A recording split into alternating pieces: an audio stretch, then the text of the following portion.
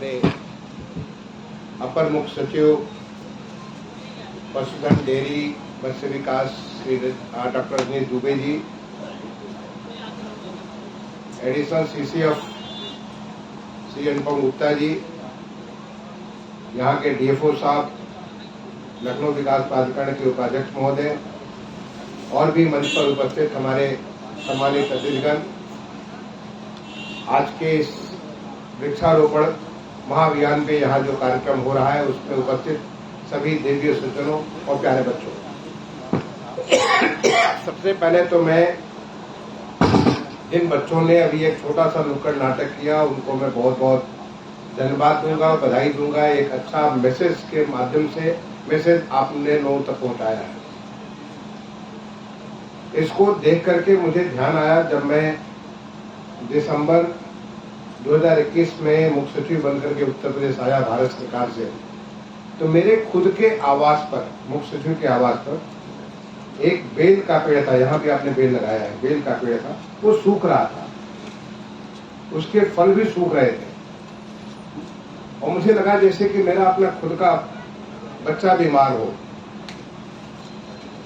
मैंने बुलाया, अपने हॉर्टिकल्चर डिपार्टमेंट के एक्सपर्ट्स को बुलाया, जो मुझे अपना कुछ ज्ञान है वो मैंने यूज किया और हमने कहा इस पेड़ को मरने नहीं देना, इस पेड़ को जिंदा करना। तो पेड़ पूरा भरा पूरा पेड़ है और वो पेड़ सूख रहा था, उसकी टहनियां सूख रही थी। लोगों ने कहा था अब तो ये खत्म हो गया। मैं आपको बताना चाहूंगा, इस साल मैंने उस बेल के पेड़ के बेल खाए हैं, उसके बेल की शरबत पिए हैं और वो हमारे मुख्य सचिव आवास के ऊपर बिल्कुल हरा भरा, जैसे बेल जो होता है भगवान शिव का रूप होता है। ये भगवान शिव का माह है, ये आपका श्रावण मास भगवान शिव का कल्याण कारक मास है। जब भी मैं उससे गुजरता हूँ, उसके सामने जाता हूँ तो मैं प्रणाम करता हूँ कि भगवान शिव के रूप में एक बार दोबारा फिर से आप हरे भरे होकर के सबको आप जागृत कर दो। तो हम अपने पेड़ों को अगर बचाएंगे तो हम अपने आप को बचाएंगे। दूसरा, अभी जब मैं देखा कि यहाँ से बच्चे हमारे साथ पेड़ लगा रहे थे, पता चला कि वो गाड़ी में बैठ करके जाना चालू कर दिया। क्यों? क्योंकि यहाँ आपको बैठने की जगह नहीं थी। बच्चों में तुम्हें बताना चाहता हूँ, मैं तो एक गाँव का हूँ और मैं जमीन के नीचे, पेड़ के नीचे पढ़ना चालू किया था। जमीन पे बैठ करके कक्षा 5 तक भी, कक्षा 5 में भी एक क्लास में हमारा कमरा होता था, एक कमरा था और एक बरामदा था।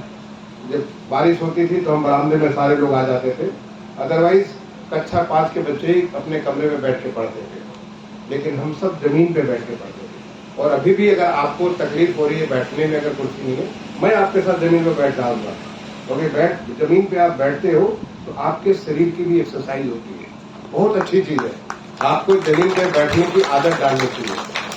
और मुझे लगा कि यहाँ पे बच्चों को बैठे आए, बच्चे देखे कुर्सियां नहीं है, सब अपने गाड़ी पे बैठने चले गए, क्योंकि यहाँ पे बात हो रही है। आप आए उसी काम के लिए, वृक्षारोपण की यहाँ बात हो रही है और आप केवल इस्लाते चले जाओगे यहाँ कुर्सी नहीं मिली, अच्छी बात नहीं।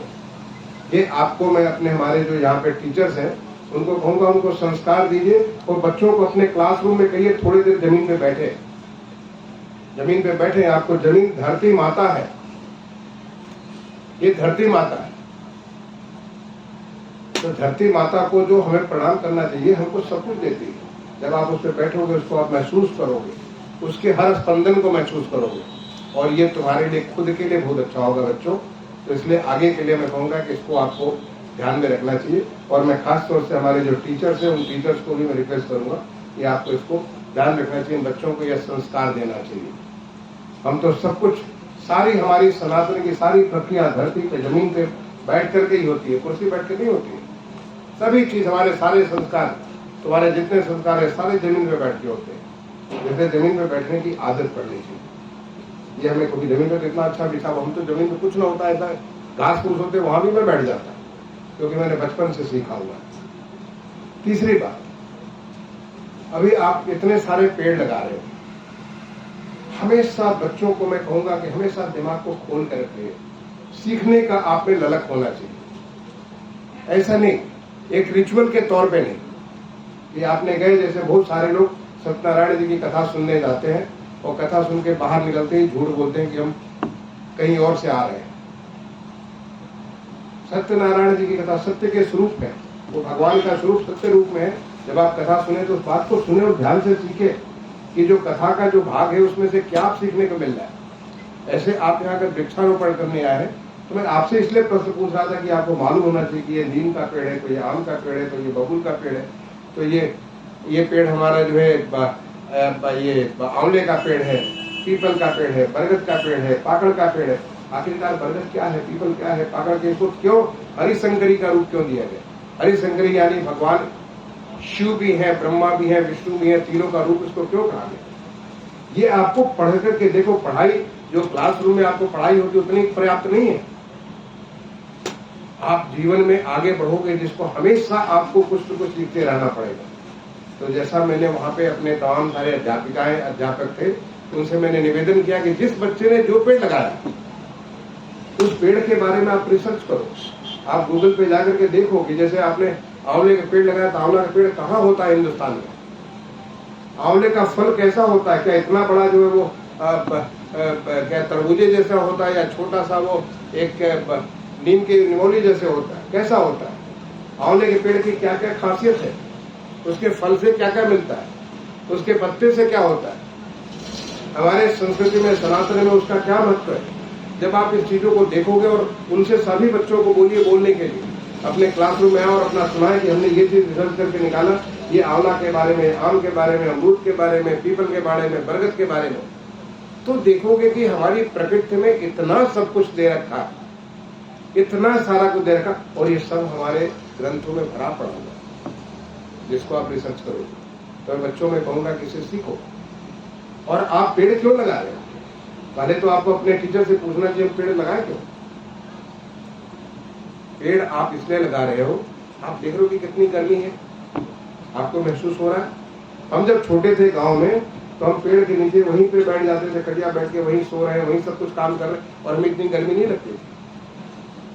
लेकिन समय के साथ हमने पेड़ों को काटा हुआ है, पेड़ों को काटते चले गए। जब पेड़ों को काटे तो पेड़ की वजह से हमारी आर्द्रता भी होती है, यानी नमी भी आती है, पानी भी ज्यादा बरसता है, वो भी कम हो गया। पेड़ को काटने से जो हमें बहुत सारी चीजें जो पेड़ से मिलती थी वो मिलनी बंद हो गई। और सबसे बड़ा चीज पर्यावरण को इतना नुकसान हुआ। आप पर्यावरण के नुकसान के बाद आप देखो कि कभी कभी इतना पानी बरस जाता है कि आपको शहर में भी बाढ़ की स्थिति हो जाती है, और कभी कभी बिल्कुल नहीं बरसता, पर महीनों तक पानी नहीं बरस रहा, तो जो हमारे पानी के स्रोत है उसमें पानी नहीं रह जाता है। कभी कभी इतनी तेज हवाएं आ जाती है कि उस हवाओं के आने से बहुत सारी चीज नुकसान हो जाता है। ऐसे तमाम सारे जो विभीषिकाएं, प्रकृति की विभीषिकाएं हैं, जो प्रकृति का हमको नुकसान होता है, उस बात को अगर समझो और उसको समझ करके उसको कैसे हम लोग आने वाले समय में कैसे रोक सकते हैं। रोकने का यही तरीका कि हम लोग पेड़ लगाएं। हम जब पेड़ लगाएंगे, हर पेड़ से हम जिंदा हैं, क्योंकि प्राणवायु है। प्राणवायु जिसको हम आप अंग्रेजी में ऑक्सीजन बोलते हैं, अगर ऑक्सीजन न हो तो हम तुरंत खत्म हो जाएंगे। और ऑक्सीजन कहां से आता है? पेड़ों से आता है। आप इसको देखो, पढ़ो इसको, कैसे ऑक्सीजन, पेड़ कैसे ऑक्सीजन बनाते हैं। तो वो प्राणवायु हमें देता है, पेड़ हमें नमी देता है, पेड़ हमें फल देता है, पेड़ हमें फूल देता है, पेड़ हमें खाने के लिए, वो हमारे जानवरों के लिए चारा देता है, पेड़ हमारे पक्षियों के लिए देता है। यानी पर्यावरण में पूरा संतुलन रखता है, पानी को बचा के रखता है। पेड़ की वजह से जमीन हमारी क्षरण नहीं होती, जमीन का जो इरोजन है वो इरोजन बंद हो जाता है, कटना बंद हो जाता है। पेड़ है तो हम हैं, अगर पेड़ ही खत्म हो गया तो हम भी खत्म हो जाएंगे। आज हमारे उत्तर प्रदेश में केवल 9% हमारे पेड़ से है, मतलब हमारा जो आच्छादन है हरियाली का वो 9% है। माननीय मुख्यमंत्री जी ने, आपने नाम सुना हमारे माननीय मुख्यमंत्री जी का? आपने देखा भी होगा, तमाम सारे टीवी पे, फोटोग्राफ पे, आपने अखबारों में देखा होगा। मुख्यमंत्री जी ने एक लक्ष्य लिया कि हम 9% से बढ़ा के अगले 5 साल में 15% उत्तर प्रदेश में हम लोग ये कर देंगे, वृक्ष से भर देंगे उत्तर प्रदेश को। आप सोचो 6% भर देने से हमारी जलवायु में कितना परिवर्तन आ जाएगा। आज जो जितना तकलीफ है उस तकलीफ से हम कितने दूर हो जाएंगे, हमारे नागरिकों की कितनी अच्छी स्थिति हो जाएगी। और 15% करने के लिए उन्होंने टारगेट दिया कि इस साल हम 35 करोड़ पेड़ लगाएंगे। और जिसमें आज पहला दिन है 22 जुलाई, जो लक्ष्य रखा गया उन्होंने लक्ष्य दिया कि आज के दिन 30 करोड़ पेड़ लगाएंगे। और जिस समय मैं तुमसे बात कर रहा हूँ बच्चों, इसमें मैं बताना चाहता हूँ कि कितने पेड़ लग चुके। ये पूरा लगातार डिजिटल माध्यम से जो है ये चल रहा है। ये मैं अभी आपको बताता हूँ कि कितने पेड़ अभी तक लग चुके हैं। ये देखो, ये हमारा डिजिटल ऐप के माध्यम से मैं काउंट करना देखो चालू किया। इस समय तक जिस समय मैं आपसे बात कर रहा हूँ, अभी जब रुकता तुम्हें जानकारी मिलेगी, 20,77,50,000 से ज्यादा पेड़ लग चुके हैं। 20,77,50,000 से ज्यादा पेड़ लग चुके हैं। और ये इसकी संख्या जो है 30 करोड़ से ज्यादा आज हो जाएगी। ये हमारे प्रदेश में लोगों का, हमारे नागरिकों का विश्वास है। एक बार मुख्यमंत्री जी ने लक्ष्य दिया, एक उन्होंने आह्वान किया, आज सारे नागरिक, जिसमें आप भी हो, सारे के सारे नागरिक बाहर आ गए और आकर के पेड़ लगा रहे हो। हर जगह का पेड़ का पूरा एक कंट्रोल रूम के माध्यम से सारा एक हिसाब लिया जा रहा है। जब ये पेड़ लगेंगे तो उन पेड़ के लगने से हमारी लाइफ, हमारी क्वालिटी ऑफ लाइफ इंप्रूव करेगी। जब आप कहीं जाते हो तो आप हरियाली देखते हो, पानी देखते हो, तो अच्छा लगता है कि नहीं लगता बच्चों? लगता है अच्छा। अगर आपको देख करके उनको अच्छा लगता है तो हमें और भी लगाना चाहिए, और भी उसको करना चाहिए। आपके अपने घर में अगर कहीं कोई जगह है, मैं तो कहूंगा यहाँ तो पेड़ लगाए। आपके घर के आसपास में कोई जगह हो, आप वहां भी एक पेड़ लगाओ। आप जाओ, जाके वहां पे कुछ नहीं, तुलसी जी का पौधा लगा दो, बहुत औषधीय पौधा होता है, तुलसी जी का लगा दो। आप कोई भी पेड़ वहां लगा दो और लगा करके रोज देखो। जैसे आप देखते हो कि बच्चा हमारा जैसे जैसे उठता है, जैसे जैसे आगे बढ़ता है, और वो कैसे, वो पहले बचपन से पहले छोटा सा रेंगता है, फिर उसके बाद चलता है, फिर उसके बाद वो पढ़ने जाता है, पढ़ने जाने के बाद वो बड़ी शिक्षा प्राप्त करता है, और फिर वो नौकरी पेशे में आ जाता है, और फिर उसके बाद वो धीरे धीरे कैसे उसकी लाइफ बढ़ती है। ऐसे आप देखोगे कि आपका पेड़ भी आपको बढ़ता हुआ नजर आएगा। आपने कितने लोगों ने जगदीश चंद्र बसु का नाम सुना है? नाम सुना? हाथ खड़ा करो बच्चों, कितने कितने ने जगदीश चंद्र बसु का नाम सुना है? सुना है? जगदीश चंद्र बसु जो है वो हमारे वैज्ञानिक थे, जिन्होंने बताया कि जैसे हम महसूस करते हैं, हम जैसे हमारी जो स्पंदन होता है, हमारी जब सांस चलती है, हमारी जो नर्व्स से हम सब सारी चीज को महसूस कर सकते हैं, हमारी फीलिंग्स होती है, हमारे इमोशंस होते हैं, ऐसे ही हमारे पेड़ों के भी इमोशंस होते हैं। पेड़ों की भी अपनी भाषा होती है, पेड़ों की भी अपनी दोस्ती मित्रता होती है।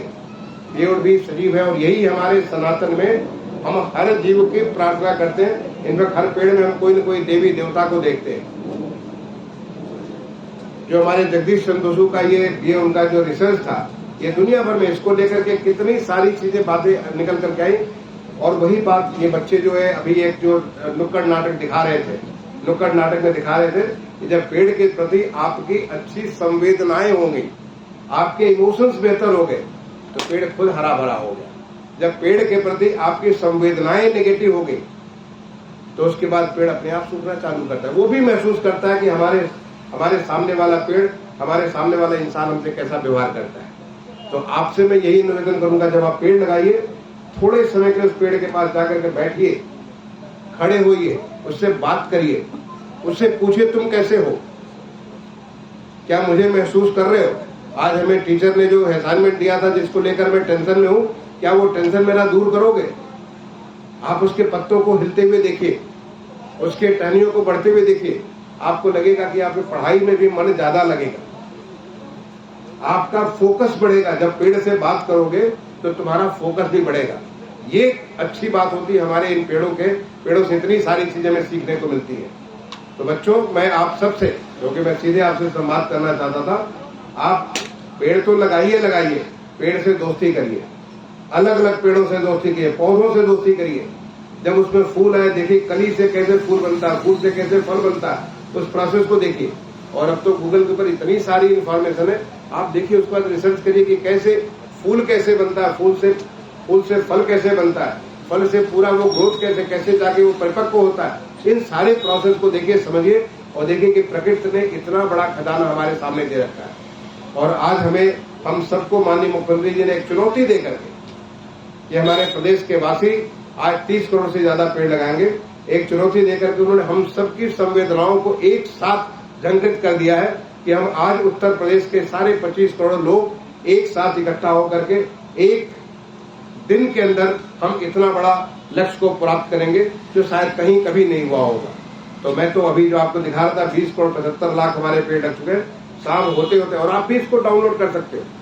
आप, मैं कहूंगा कि इन बच्चों जो पेड़ आप लगाए उसके साथ फोटो खींचो और फोटो खींच करके आप उसको अपलोड कर दो हमारे ग्रुप के ऊपर। आप दुनिया देखे कि देखो ये बच्चा हमारा जो है इसने ये किया, प्रशस्ति बिटिया ने ये किया, तो उसने ये किया। हर एक आपका फोटो पूरे के साथ फोटो लगाओ, अलग अलग फोटो लगाओ और दुनिया इसको देखेगी, सारे लोग इसको देखेंगे, सोशल मीडिया के माध्यम से, हमारे डिजिटल मीडिया के माध्यम से सब लोग देखेंगे। और जब घर जाओ, घर में भी लगाओ, अपने मम्मी पापा के साथ भी एक फोटो लो, वहां पे लेकर के उसको भी अपलोड करो। तो तुम्हारा रिश्ता जो है तुम्हारा सीधा का सीधा संवाद तुम्हारा पेड़ के साथ हो जाएगा और तुम देखोगे कि जैसे पेड़ तुम्हारा अच्छा खुशहाल हो रहा है वैसे तुम भी बहुत खुशहाल होगे। बच्चों, मैं एक बार दोबारा हमारे जो DFO साहब और जो हमारे फॉरेस्ट डिपार्टमेंट के अधिकारी और यहाँ के जो सम्मानित नागरिक जो यहाँ मुझे बुलाए हैं, आप सबका मैं आज के इस विशेष महायज्ञ में आप सबका बहुत बहुत अभिनंदन करता हूँ और यही आशा करता हूँ कि हम सब मिलकर के उत्तर प्रदेश को, जो माननीय मुख्यमंत्री जी की अपेक्षा है कि एक नया उत्तर प्रदेश बनाएंगे, एक विकसित उत्तर प्रदेश बनाएंगे, हरित उत्तर प्रदेश बनाएंगे, एक स्वच्छ उत्तर प्रदेश बनाएंगे, एक समृद्ध उत्तर प्रदेश बनाएंगे, एक स्वस्थ उत्तर प्रदेश बनाएंगे, उसमें हम सब पूरा का पूरा योगदान देंगे। आप सबको मेरी बहुत बहुत शुभकामनाएं। धन्यवाद। जय हिंद।